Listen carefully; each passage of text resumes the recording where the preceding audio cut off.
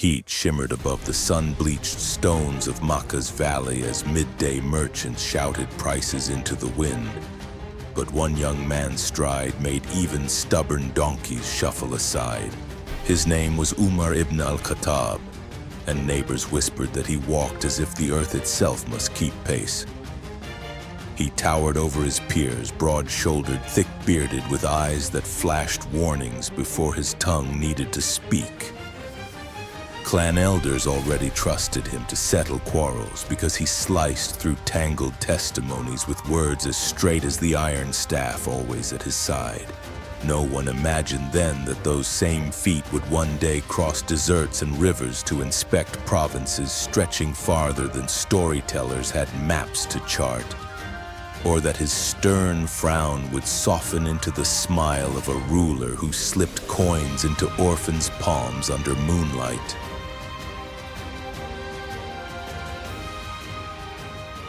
Behind the fierce reputation lay layers of curiosity. Omar possessed the rare skill of reading, a talent he hired tutors to refine, insistent that letters could guard contracts more faithfully than any sword. In camel caravans bound for Syria, he memorized grain prices, memorized lineages, memorized the way distant winds changed color over gravel plains at dawn. He loved poetry, reciting verses around campfires that painted honor and heartbreak with equal ease. Yet loyalty to ancestral idols ran like marrow through his bones. So when news spread that his distant kinsman Muhammad called carved stone powerless and urged surrender to a single unseen lord, Omar bristled. He saw ancestral customs cracking beneath a strange doctrine that set slave beside master and rich beside poor. It was said that when early Muslims prayed in hidden courtyards, Omar prowled alleys listening for their chants, each syllable a threat to the old order he vowed to protect. One night, frustration boiled over, and he wrapped his fingers around a polished blade, heading to end the conflict by ending the Prophet's life. On the way, a trembling voice blurted that his own sister and brother-in-law had embraced the new faith. Rage pivoted. He marched to their clay brick home, kicked the door, and found them reciting words gentle yet mighty. Indeed, I am Allah. None has the right to be worshipped but I. So worship me and establish prayer for my remembrance.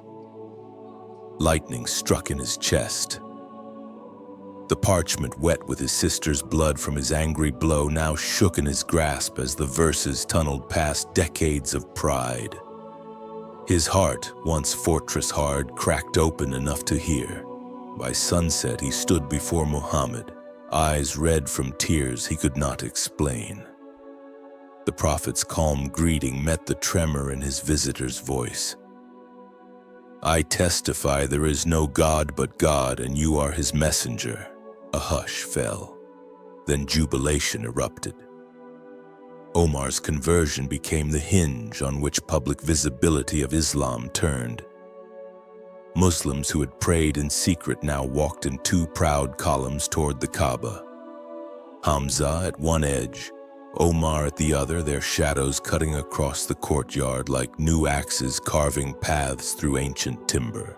Idol worshippers watching the procession felt the world tilt. Fear of ridicule evaporated that day as Omar challenged any man to block the believers' tawaf. None dared. Persecution grew harsher, leading the faithful to migrate north to Yathrib, soon to be Medina. Most slipped away by night, but Omar refused stealth. He circled the Kaaba with bow unslung, announcing that whoever craved a mother weeping over him should follow. Again, no one followed. In Medina, his energy redirected into service. He dug trenches before the Battle of the Trench, hoisting baskets heavier than soldiers decades younger.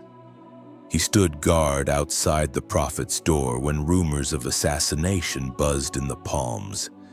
He argued fiercely in council discussions, pressing for clarity when uncertainty threatened morale. At Badr, he fought with a resolve that shook enemy lines. At Uhud, he rallied hearts after chaos spread. At Hudaybiyah, he questioned the treaty's wisdom but submitted once revelation affirmed patience. These moments forged not only a warrior but a conscience that learned to temper fury with obedience when proof arrived. Victory in Makkah witnessed idols toppled before thousands. Omar recalled smashing an idol he once defended and whispered gratitude that mercy had found him before the stone lost its face. When the Prophet delivered his farewell sermon, Omar listened, tears streaking dust on his cheeks, knowing waves of guidance had only begun washing ignorance away. Death of Muhammad plunged the city into grief so heavy that even date palms seemed to bow. Omar, refusing to accept the news, threatened anyone who claimed the Prophet was gone. Only Abu Bakr's recitation, "Muhammad is no more than a messenger," opened Omar's throat to sobs and faith to realism. During Abu Bakr's 2-year caliphate, Omar became right hand and advisor. He compiled verses of Quran into pages, urged the Ridda wars to secure unity, and recommended commanders who balanced valor with piety. Abu Bakr sensed his own decline and formed a council. Consensus pointed to Omar despite some fearing his severity, acceding only after public pledge. Omar mounted the pulpit and delivered words scholars still quote, "The weakest among you shall be stronger in my sight until I obtain his rights, and the strongest among you shall be weaker until I take what is due from him." The very next dawn, people saw the commander of the faithful carrying a large sack of flour toward the outskirts. A companion offered to ease his load, but Omar refused. "Will you carry my burden for me on Judgment Day?" Beneath a tattered awning, starving children sucked pebbles for comfort while their mother cried over an empty pot. Omar poured flour, stirred fat into broth, fanned coals until steam whisked away stench of hunger, and watched children eat till sleep closed their eyes. Only then did he allow fatigue to settle into his bones. Such patrols became nightly ritual, searching corners of Medina for anyone too shy or weak to voice need. Administration under Omar unfolded like meticulously kept garden rows. He divided the realm into provinces, appointing governors under strict contracts. No velvet garments, no fine horses, no locked doors between them and citizens. Each governor's fortune underwent annual audit.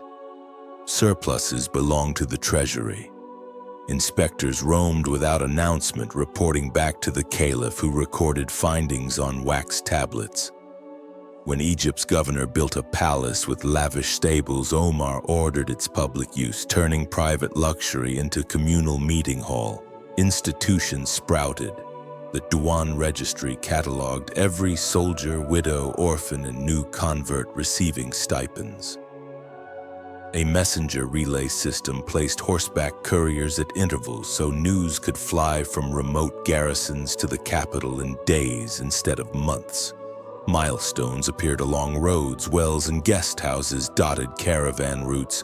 He abolished the age-old practice of selling captives back to enemy tribes, instituting prisoner code that spared civilians and encouraged ransom or exchange rather than perpetual bondage. Taxation distinguished between fertile cropland and rocky pasture, allowing farmers breathing room while still filling public coffers. Military expansion surged, yet followed moral blueprints. In 15 AH, Sa'd ibn Abu Waqqas led legions against Persia's formidable throne. Letters from Omar emphasized prayer, fair wages, and kindness to peasants. "Do not destroy a beehive nor burn a date orchard, and do not kill elderly woman or child." At Al-Qadisiyah, outnumbered Muslim ranks endured elephants dripping iron armor. Strategy outpaced brute force, and victory cracked Sassanid confidence. Yet Omar remained in Medina, declining triumphal tours, directing from spreadsheets and maps, sending fresh cloth and sandals to weary troopers. In the west, Roman banners fluttered above Levantine hills. Battle of Yarmouk saw Khalid ibn al-Walid outmaneuver seasoned Byzantine generals. When Damascus fell, treaties guaranteed churches would stay churches, farmers keep land, and taxes remain lighter than imperial levies they had known. In Jerusalem, the patriarch demanded to surrender keys only to the Caliph. Omar journeyed with a single servant and one camel. They alternated riding. Near the gates, it was the servant's turn on saddle, while Omar's clothes bore patches. Crowds mistook him for an attendant until Patriarch Sophronius realized humility incarnate stood before him. While touring Holy Sepulchre, the call to prayer rose. Omar stepped outside rather than risk later generations citing his act to convert the church. His written covenant, still archived, promised safety to Christians and Jews. An early charter of minority rights when such promises were rare. Egypt's conquest unfolded when local Copts, chafing under Byzantine rule, opened gates to Amr ibn al-As. Omar authorized agricultural reforms, turning Nile floodplains into breadbasket-feeding Hijaz. Fustat blossomed as new capital, its mosques built of palm trunks and mud brick, yet buzzing with scribes translating Greek medical manuscripts. Disease soon tested leadership. Grief weighed heavy. He toured tents of the sick, knelt in mud praying for ease, then appointed fresh leaders, refusing despair to erode governance. Grief weighed heavy. He toured tents of the sick, knelt in mud praying for ease, then appointed fresh leaders, refusing despair to erode governance. Famine shattered Hijaz the next year when rains failed. Blackened dates fell shriveled.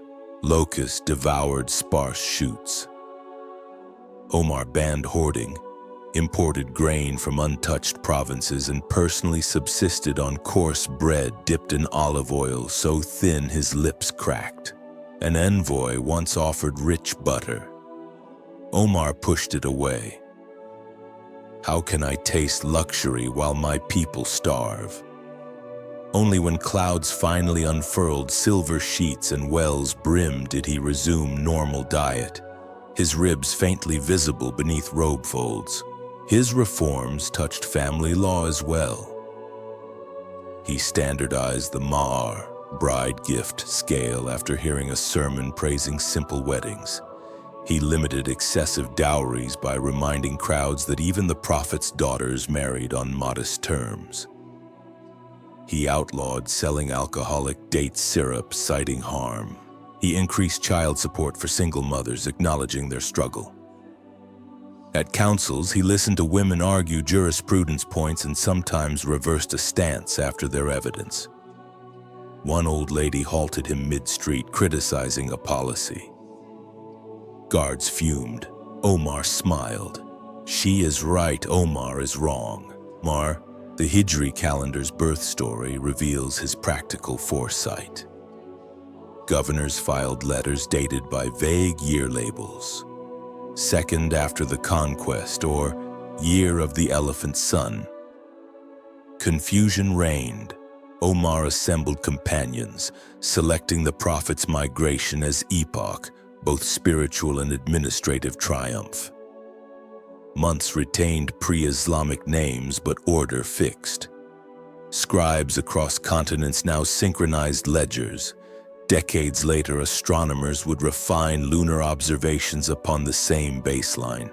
His personal life reflected the austerity he demanded. Household allowance equaled an ordinary soldier's stipend. Any surplus he placed on a tray, retrieved weekly by treasurer for the poor. When visiting Syria, locals prepared lavish banquets. Omar ate salt and bread, then rose for night patrol among tents of new converts to hear fears in their clumsy Arabic. One evening he overheard a shepherd singing of loneliness. The Caliph sat, shared fig slices, and taught him a prayer for comfort at dawn. Not all accepted such strictness. Some nobles resented stipends scaled to need rather than lineage. Traders rued alcohol bans. A Persian craftsman named Firuz, nicknamed Abu Lulu'a, petitioned about heavy tribute. Omar promised review, but days passed amid state business.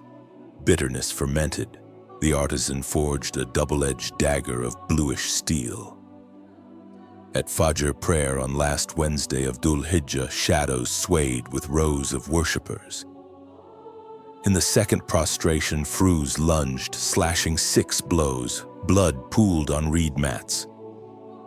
The killer fled, stabbing others before captured by a column of spears. Carried home, Omar drifted between pain and lucid concern for unfinished duties. He asked his son to gauge national debt, commanded that mortgage payments owed by impoverished soldiers be forgiven, and instructed his succession council. Uthman, Ala, Talha, Zubair, Abd al-Rahman ibn Auf, Sa'd ibn Abi Waqqas. They must choose within 3 days, and any dissenters who refused majority should face exile to avert civil war. He requested burial beside the Prophet if Aisha consented to vacate her reserved space. She agreed through tears. In those final hours, companions gathered weeping. Omar soothed them. If I had all of Iraq's earth filled with gold, I would ransom myself from what lies ahead. When prayer time arrived, he fainted but revived to complete his salah lying down. He lifted finger and tawhid until pulse faded. Medina's minarets fell silent save for muffled sobs. The man who once shook the world with footsteps had stepped into eternity. His funeral saw throngs converging from desert camps, Syrian regiments and new Persian converts who barely knew Arabic yet carried lines of the Quran he had helped preserve. They surrounded a simple bier wrapped in white cloth. No jeweled casket for a leader who had mended his own sandals. Abu Bakr lay on one side, Muhammad on the other. Earth sealed the tight embrace of 3 friends who began as shepherds under barren skies and left as architects of an age. Legacy cannot be measured solely by barns of coins or captured fortresses. It blooms in intangible freedoms. A farmer near Ctesiphon irrigating fields because Omar's tax cut left him grain enough to plant double. A Christian monk copying gospel under guarantee of safety. A destitute widow ringing Medina's treasury bell, confident rations awaited. A governor pacing sleepless because monthly audit loomed. A child reciting New Year number 13 after Hijrah, scribbling future's first dateline. Generations later, reformers from Cordoba to Delhi cited Omar's patrols when demanding rulers leave palaces to taste streets. Judges quoted his precedent that even caliphs must stand as equals before law. Economists marveled at his progressive land tax preserving native ownership. Military academies taught his letters instructing mercy towards civilians. Historians, Muslim and non-Muslim alike, ranked him among greatest administrators of all time. And ordinary believers whispered his name in dawn supplications, asking for a drop of his sincerity, a spark of his courage, an ounce of his justice, reflect a journey's end on what made his story endure. Omar began as hunter of the new faith and became its unbreakable shield. He started proud of lineage and ended proud only of servitude to God. He once struck fear, yet died fearing a single sin against the smallest orphan. The lesson echoes. True power bows to principle. True greatness serves unseen, and hearts hardest as basalt can, when touched by revelation, glow with warmth that lights nations. In the hush after his passing, winds across Arabia carried 3 words carved into collective memory: Adl, Shafaka, Tawadu, justice, compassion, humility. Whenever these qualities rise within leaders or within any ordinary soul who shoulders a neighbor's grief, the tall, patched figure of Omar walks again, sandals dusty, ledger in hand, ready to ask, have you fed them? Have you heard them? Have you loved them enough to lead them?